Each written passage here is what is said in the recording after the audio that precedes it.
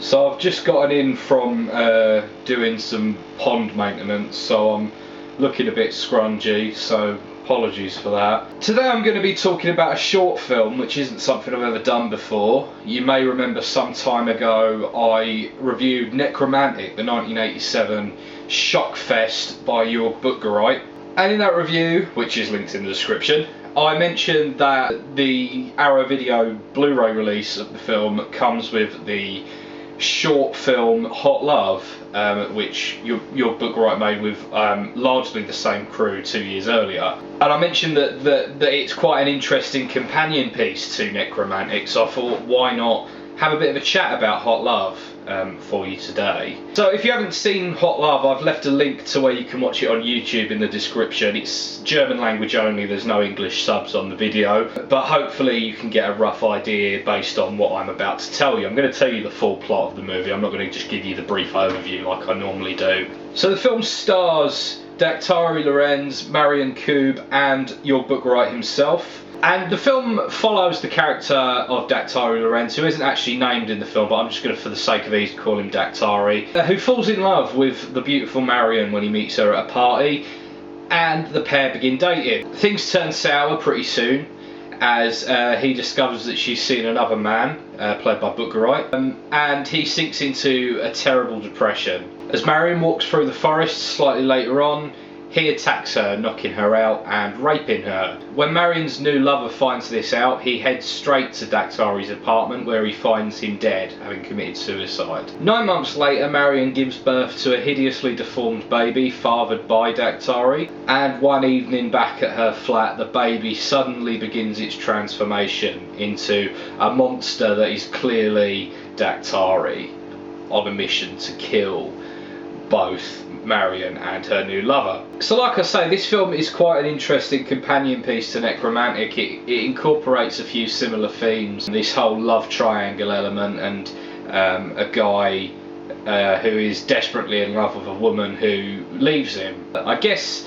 in a way that, you know, that's the thing that they share, is this idea of the importance of love and the importance of companionship to I guess a man specifically, but anyone in general really. I've got to say, man, I mean, this movie has a slightly different look to Nekromantik. This whole video is probably going to be a comparison of the two. I mean, Jorg Buttgereit mentions in the audio commentary that the guy who did the lighting on Hot Love was a huge Dario Argento fan, and that really shows through in some of the internal scenes with the you know, the kind of very bold red lighting and that sort of thing, which Nekromantik didn't have. I mean, Nekromantik, in terms of lighting and stuff like that, was far more naturalistic. It didn't have that surreal edge that this movie has. And overall, the movie does have quite a pronounced surreal edge, it really has to be said, from the story, you know. This whole idea of Daktari coming back to haunt Marion and her new boyfriend and all of that sort of thing. And I've got to say that on the whole,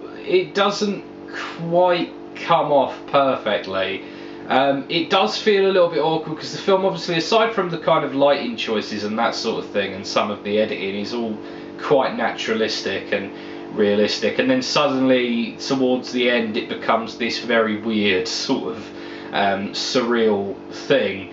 I guess is the best way I can describe it. The special effects, I've got to say, in this movie are pretty terrible. Most of the kind of cuts and stuff that they show look like those stick-on wounds that you can get around Halloween time. They're you know, slightly better than that, but not much better. And I mean, the classic, and I mean, it's a disgusting scene. The scene where the baby is born, and they pull this like plastic doll out of like a stunt vagina that is clearly not that of any human.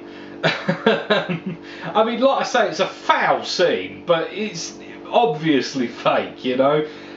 Which in a way, I guess, is testament to something about the film, that it still manages to be foul in spite of that. Soundtrack wise, the movie has got quite a similar main theme actually to Nekromantik. That kind of out of tune, lilting piano is kind of used to open the film up. And then there's also the other sort of main compositional piece, is this frantic, punky, sort of Motorhead-esque guitar riff that kind of punctuates the more violent scenes of the film. For example, the final scene with the transformation, and that's really interesting. That's quite, you know, it's quite a badly played, you know, high gain distorted riff, but it does definitely kind of work quite well with what's going on screen in a weird sort of way. So I mean, that's another similarity with Nekromantik, is the music. I've got to say that despite its more jarring elements, Hot Love is definitely a short that shows some artistic merit that Buttgereit would later fulfill. I mean, I'm one of the bigger fans that you'll meet of Nekromantik. I've got to say, I do think that's a good movie. But in a way, Nekromantik is kind of like a showreel for Buttgereit to show his filmmaking abilities. And I mean, in this short, it's not there yet, you know. There's a lot of stuff that is very basic. Every so often you will get a really killer shot come in that's like, yeah man, that's really cool. But overall it's mostly very basic cinematography and that sort of thing. I think the thing that carries Hot Love is definitely the story rather than the visual content. A lot like Nekromantik itself, although Nekromantik does have a certain charm in its luricness of its visuals. I've not seen any of Buttgereit's work aside from Nekromantik, Hot Love and Horror Heaven. But I mean, I think he's a pretty good filmmaker. He's a filmmaker who worked well with these incredibly low budgets on Super 8, full screen. I just think that he managed to make it work on this movie and Nekromantik. That said, overall Hot Love is not a very good film, although it does kind of come across quite well. It's like I say, it's a charming film in its sort of style and stuff. It definitely shows a passion for the craft that you often don't necessarily sense in these kind of micro budget things. And the other thing as well, this film doesn't, although it's got good intentions, it doesn't have the same sort of artistic intentions that Nekromantik would have.